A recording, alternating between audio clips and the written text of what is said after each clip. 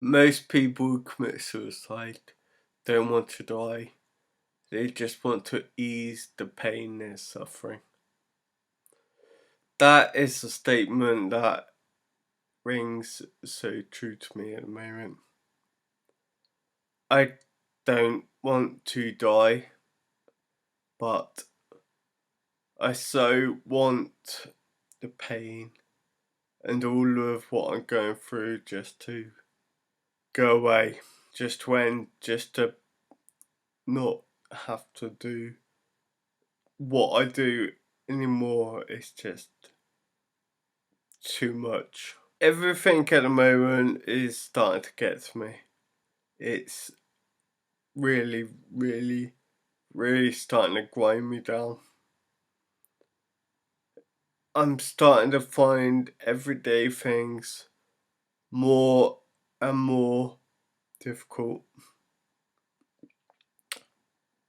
And I have to ask for help to start doing things. And it's sort of getting to the point now where I'm kind of losing the ability to do things on my own. The things that I want to do, I need help with. And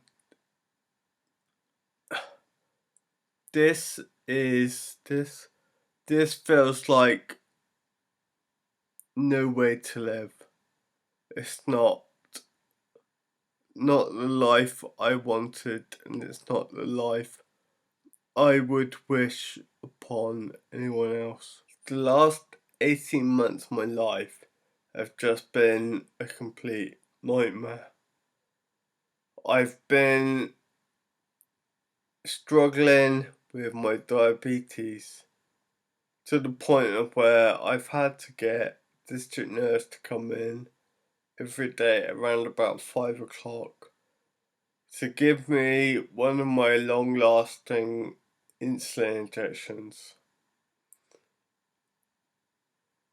And admittedly, as much as that is a thing I can do, and they don't mind having to do it, it's all part of their job as such. But for me, it's another piece of my independence which is gone. It also means I have to be at home at about 5 o'clock every evening for when they come round. And again, that's just so shit. I've never liked or never really had to live my life to a schedule. I've always been the sort of person who can and will do whatever he wants, whenever he wants. But now I have to do things with a certain amount of structure, a certain amount of planning. It's the same with getting up and having a shower and getting dressed in the morning. This again is something I cannot do on my own. I need one of the carers to come over to get me up out of bed. They then take me in the shower, they shower me. And then they come in, I get back on the bed, they get me dressed. Then they help me get up again. You know, that's just I'll be 34 years old in a few weeks' time, and I'm basically living like either a toddler or an old age pensioner. People my age shouldn't require help to have a shower and stuff, but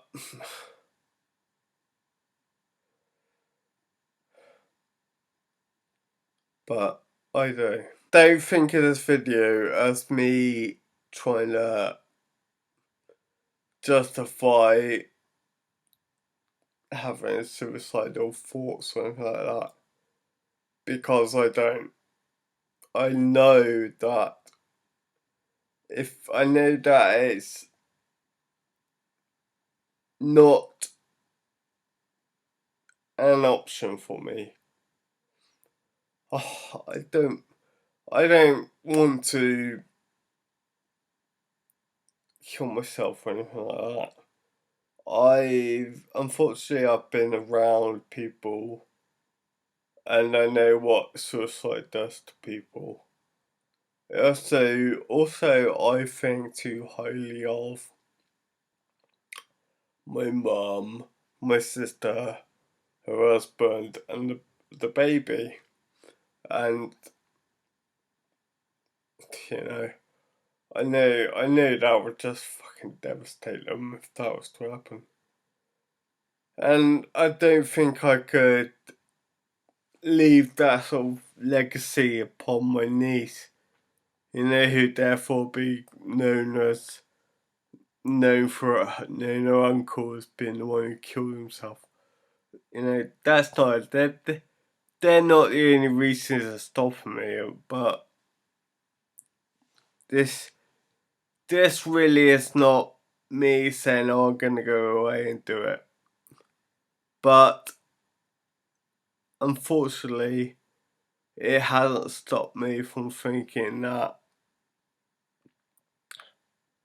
surely things got to be easier than this. I would go say that I spent the last 5 years of my life, at least the last 5 years, in so much misery and so much hatred and so much not wanting to be here.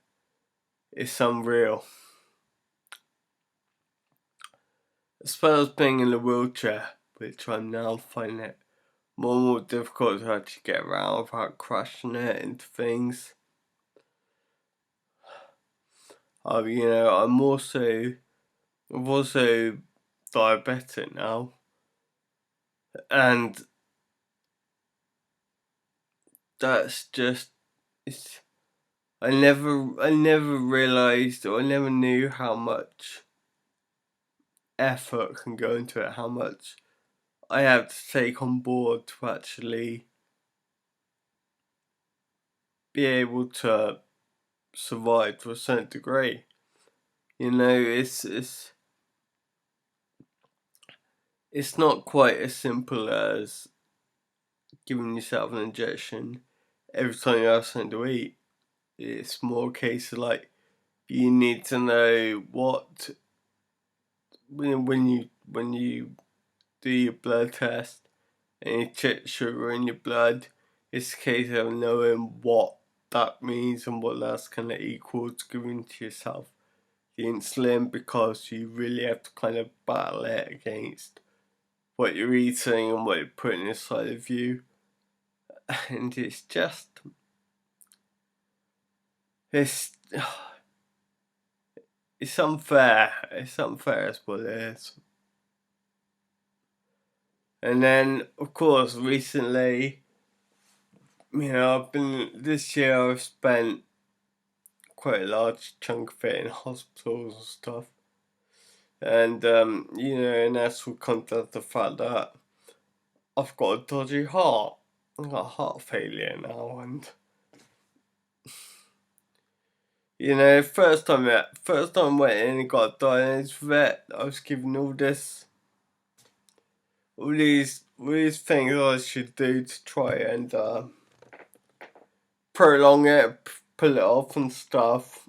But 2 months later, I ended up back in hospital with severe chest pains and low blood pressure and high heart rate. Just another. It's it's it's just another factor I have to take into consideration in my life. how it's not good. I come on here every now and then and I talk, I talk to you, I just talk to the camera about these things, and believe me, this really does feel like it's the only kind of communication I get with people at all. I've lived in this town for 2.5 years now, and I still don't know anybody who lives there. The only people around who I know at all is my sister and her husband and my niece. They're the only people I know in this town, and they're the only people I see.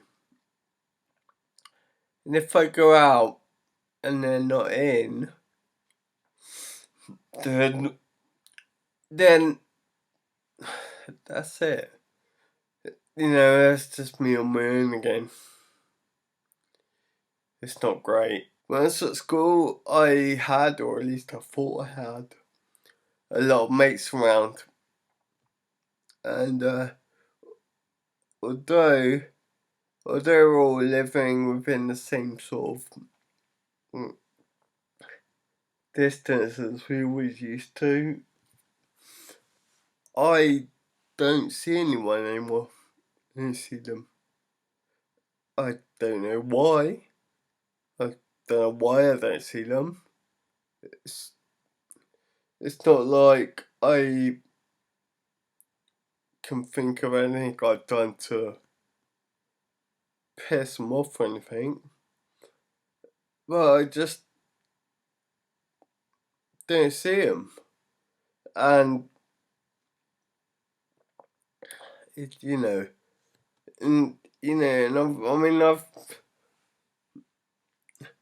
I'm now gonna have to get to a point of where I'm now gonna be, for a while, gonna be taking myself off of Facebook, because I keep seeing photos or people saying they've been doing things and they've been tagging other people in these photos with them and stuff. And I'm thinking, if that was taken 20 years, if that was taken 10 years ago, then chances are I would have been there as well. But I'm not. And but this all adds. This all adds to how I'm feeling about things.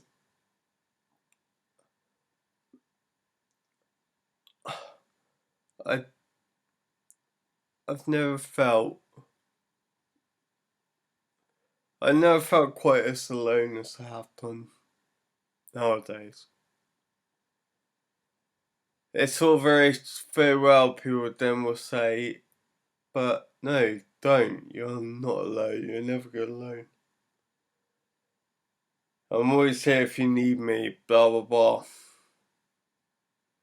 That's great, thank you. But I think you'll find with most people who suffer from depression, it's not always gonna be that person who has to reach out. Somebody from the outside has to reach into them.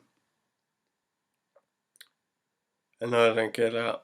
I just don't get that at all. As to say, I don't really want to die. But at the same point, what is there for me to be carrying on with? I'm in complete agony every day. I have to take tablets just to keep going. I have to have injections every single day just to make sure that I don't die. On top of that, I spend every single day, or at least every single night at least. Most days, my meal times and everything. I'm alone, I'm on my own. My spare room here that I have to look into some way. Go into the kitchen. I see all my old guitars.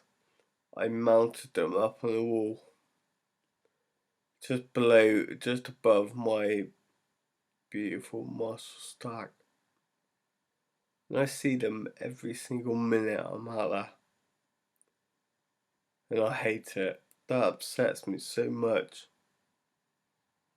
From the age of 14 onwards, all I ever did was play guitar.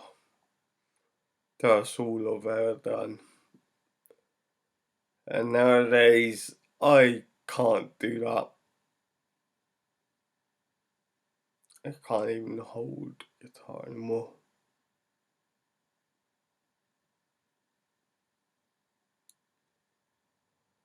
And seriously, that's just for me. That is the most horrible thing in the world ever. Because growing up, I was a guitarist in a band, and that was my identity. That was who I was. And now I don't do that anymore. Because I don't do that anymore, I don't think I have an identity. And if I had an identity, then I don't know. I don't know. I want to give up. I really do. I really want to give up. But I know I can't.